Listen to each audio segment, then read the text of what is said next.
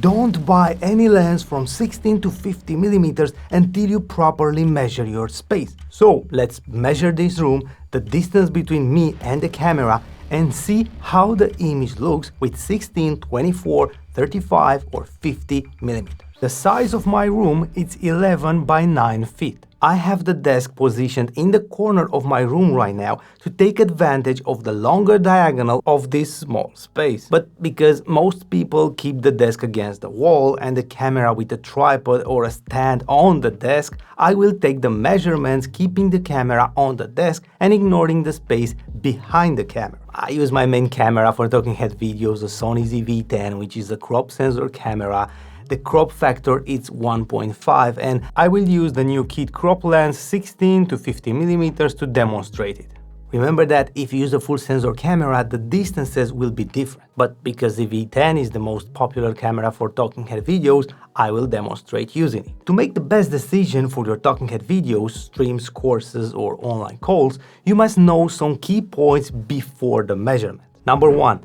A wider lens like 16 millimeters will have a bigger distortion. It's not something crazy, you're not going to look bad.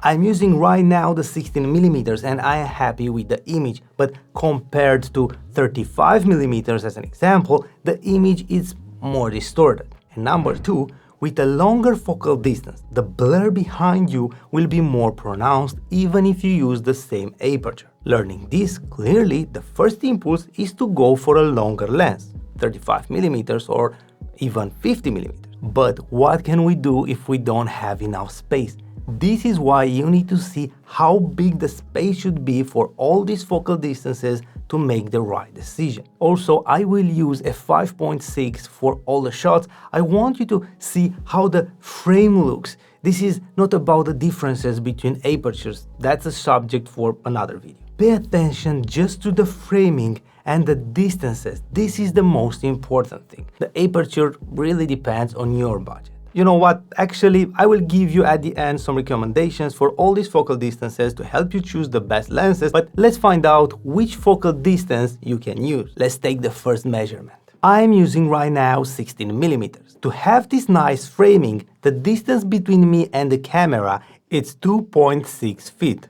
And this is what the image looks like. And 2.6 feet is close to the desk. And also, I will not reposition my entire lighting system when I will go further away from the camera, so ignore the lighting differences. You will set the lights according to the distance that you will choose. Let's go to 24 millimeters. This is how the image looks like with 24 millimeters. And to have a good framing, I need to take a step back from the camera.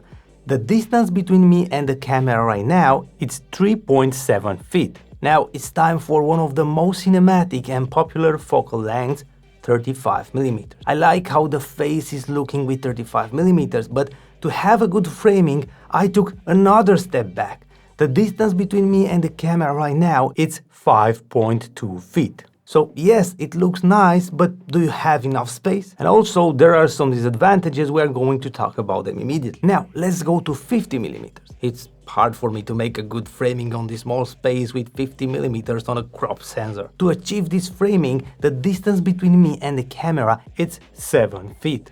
And I'm also touching the background. The image is more cinematic, and if I had some space between me and the background, everything will look blurry and nice, but in an apartment room, it's hard to use it. Now, let's talk about the advantages and disadvantages and find the right solution for you. And if you find this video useful until now, don't forget to press the like button and maybe consider subscribing. Thank you. The 16 millimeters is my go-to focal distance. Yes, I have a little distortion, but nothing crazy. It's wide enough for small rooms, and because this camera shoots 4K, I can crop the image in post and obtain a 24 or 35 millimeters look if I want. I have many options for a small space, and I'm close to the camera. If I want to change some settings, use my laptop or my keyboard or stream and need to read the chat, this lens is perfect. If you have a small space and want to stay close to the camera and be at your desk, this is the lens to go with. Also, so many YouTubers are using this lens and this camera, so we are used to this image. With 24mm, you will have less distortion and the distance between you and the camera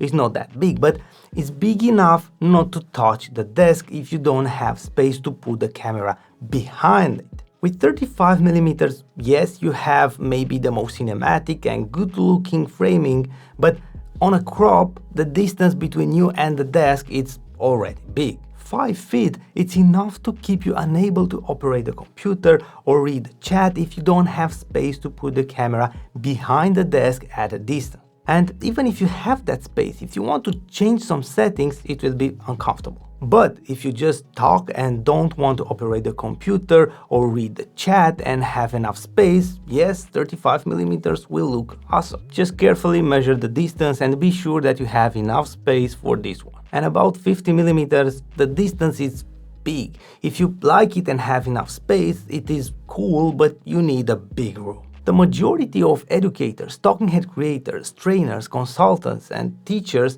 don't have big rooms or professional sets to do it. This is why I like and try to choose the most versatile lens.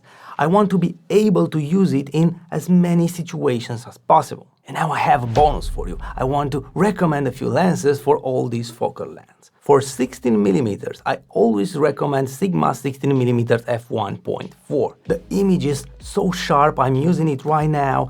The f1.4, it's incredible for that blur behind you. The autofocus is perfect. I will add affiliate links in the description for all these lenses. If you click on my links, you're not going to pay anything extra, but I will earn a small commission, and this will help me to keep sponsors away from this channel and create more content like this for you. Thank you. And if you're looking for lenses with f1.4 for crop sensor, you can also find from Sigma 23mm, 30mm and 56mm. Take the right measurements and think about everything. You are the only one who can decide because you can measure your space, but now you know exactly how the image will look for your specific distance.